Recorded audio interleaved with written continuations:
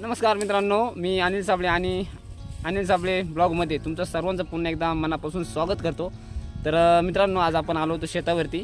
तर तुम्हाला बघायला मिळते आता मी शेतावरतीच आहे। तर मित्रांनो, आज आपण बनवणार आहोत शेणापासून गौऱ्या, म्हणजे जे गाईच्या शेणापासून जे आपण गौऱ्या तयार करणार आहोत, हे कशात ते केल्या जातात आणि याचा उपयोग काय, याचा काय फायदा एवढा नाही का।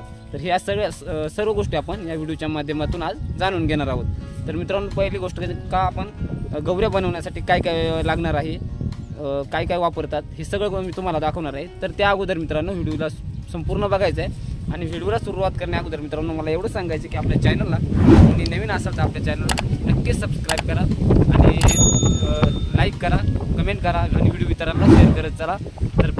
तर मित्रांनो, मी तुम्हाला आता जे काही शेणापासून जे गौऱ्या बनवल्या जातात त्यांचा आकार म्हणजे एकदम भाकरीवालीच वाचतो। आपली जी भाकर आपण त्यावरती थापतो त्या प्रकारे त्या गौरीचा आकार असतो आणि हे गौरीचे खूपच फायदे आहेत, ते आपण थोडक्यात जाणून घेणार आहोत। तर मित्रांनो, गौरी पहिले कशी बनवतात आपण मित्रांनो हे बघा। आमची युदूबाई, काय नाव तुझं? विद्या ना, बरोबर ना? तर आमची विद्या दिनेश साबळे, तर ही मुलगी आता गौऱ्या बनवायला लागली, म्हणजे माझ्या भावाची मुलगी आहे। आणि आज आपण काय काय वापरणं, ते कशी गौरी बनवते हे आपल्याला दाखवणार आहे, बरोबर ना? हे आता गाईचं शेण आणलेलं आहे आणि हे शेणामध्ये आपण तो गव्हाचा भुसा वापरणार आहे ना। आधी टाकायचं का, आधी बनवून घ्यायचं। तर बघा ती कशी करते बघा। तिनं शेणाचा एक उंडा बनवला असा गोल आणि तो उंडा त्या गौरीमध्ये बघा कशा प्रकारे एक एक उंडा बनवून ठेवते ते बघा, तिकडे ठेवला तिनं, हे बघा। आणि ह्या शेणाचं जे आपण गौरी बनवणार आहोत, तर ह्या गौरीचे खूप फायदे आहेत, ते पण मी तुम्हाला सांगतो याचे फायदे काय। तर पहिलं आपण बनवून घेऊया आणि तुम्हाला मी सांगतो त्याच्यापासून ते कशासाठी वापरलं जातं नाही का। तर हे आपल्या ग्रामीण भागामध्ये खूप मोठ्या प्रमाणामध्ये झालं का मोठ्या प्रमाणामध्ये वापरलं जातं। तर आता पहिलं आपण बघू द्या, हे बघा।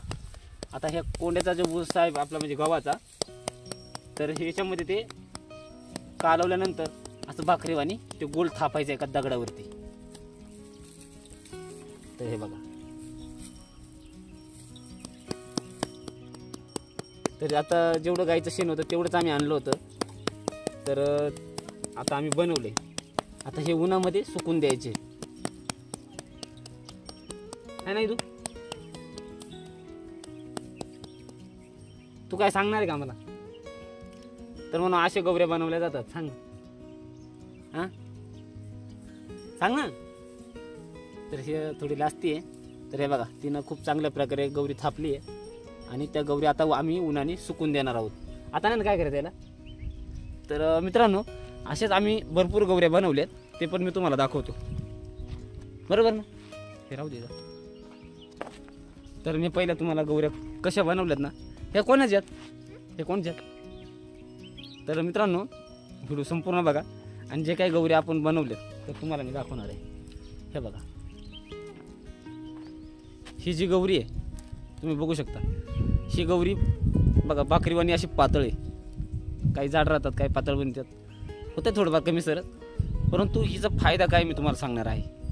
तर मित्रांनो, ही पावसाळ्यामध्ये जेणेकरून आपण जनावरं वगैरे चारून आणतो शेतावरून। आता आपल्या ग्रामीण भागामध्ये, आदिवासी भागामध्ये पाऊस भरपूर असतो, तर हे जे काय आहे ना, हे आत्ताच आपण उन्हाळा आहे तर हे अगोदर तयार करून ठेवायचं, असं उन्हामध्ये दगडावरती थापून ठेवायच्या आणि थापल्यानंतर ते आपण पावसाळ्यामध्ये वापरू शकतो, जेणेकरून जनावर वगैरे चारून आणली का एखादं असं बारीक छोटंसं घमेलं असतं बघा लोखंडाचं, त्याच्यामध्ये आपण धूर करून जनावरांच्या गोठ्यामध्ये ठेवू शकतो।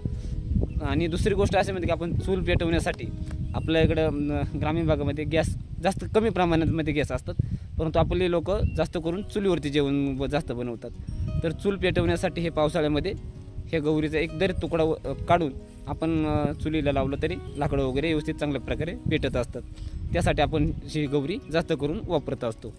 तर मित्रांनो, याचा दुसरा फायदा जर सांगायचा म्हणलं तर याचे जे काही राख निघणार आहे बरोबर, त्या राखेचे पण जे सफेद राख राहते त्या राख निघाल्यानंतर ते आपण चाळणीने चांगल्या प्रकारे चाळून तिची एखाद्या पिशवीमध्ये ठेवतो. कारण का आपले मातीच्या भित्ती असतात बरोबर, तर त्या मातीच्या भित्ती सारवण्यासाठी त्या राखीचा मोठ्या प्रमाणात उपयोग केला जातो. आणि दुसरी गोष्ट सांगायची जर म्हणले तर जे गायच्या शेणापासून ज्या गौऱ्या बनवतात तर त्या शेणाचे गौऱ्यांचे जे काही राखा राहते त्या राखाचा उपयोग आपल्या त्वचेसाठी सुद्धा चांगल्या प्रमाणात उपयोग केला जातो. जेणेकरून त्वचा चांगली मुलायम राहावा त्यासाठी आपण त्या राखेचा उपयोग करू शकतो. तर मित्रांनो, अशा प्रकारे ही आमच्या ग्रामीण भागामध्ये, आपल्या आदिवासी भागामध्ये अशी आता बघा ही लहानच मुलगी आहे तरी पण ती एवढी माहिती आहे तिला का आपल्या पावसाळ्यामध्ये आपल्याला उपयोगी लागणार आहे, तरी तिने शेण आणून आपल्याला या गौऱ्या बनवून दाखवल्या. तर तिनं आता हे इथं पण आहेत पण हे त्यांच्या नाही आहेत, हे दुसरे माणसांचे आहेत. हे बघा इथं एवढा ढीग पडलेला आहे, तुम्हाला जवळ आणून दाखवतो आहे बघा. तर ह्या गौऱ्या बनवलेल्या आहेत. तर मित्रांनो, ही व्हिडिओ तुम्हाला कशी वाटली मला कमेंटमध्ये नक्की सांगा. आणि तर अशा प्रकारे हे पावसाचं नियोजन आम्ही गौऱ्यांचं केलेलं आहे. तर तुम्हाला मी अजून पण दाखवणार आहे. इकडे भरपूर गौऱ्या बनवल्या, अजून गोण भरून ठेवले. थोडे ह्या ना. तर मित्रांनो, व्हिडिओ शेवटपर्यंत बघा आणि ह्या गौऱ्यांचा खूपच फायदा आहे. ह्या गौऱ्या पावसाळ्यात वापरू शकतो, याची राख निघाल्यानंतर आपण भीती सारवण्यासाठी करू शकतो. तर हे बघा अशा प्रकारे या गोणी भरून ठेवलेल्या आहेत. हे बघा गौऱ्यांनी, हे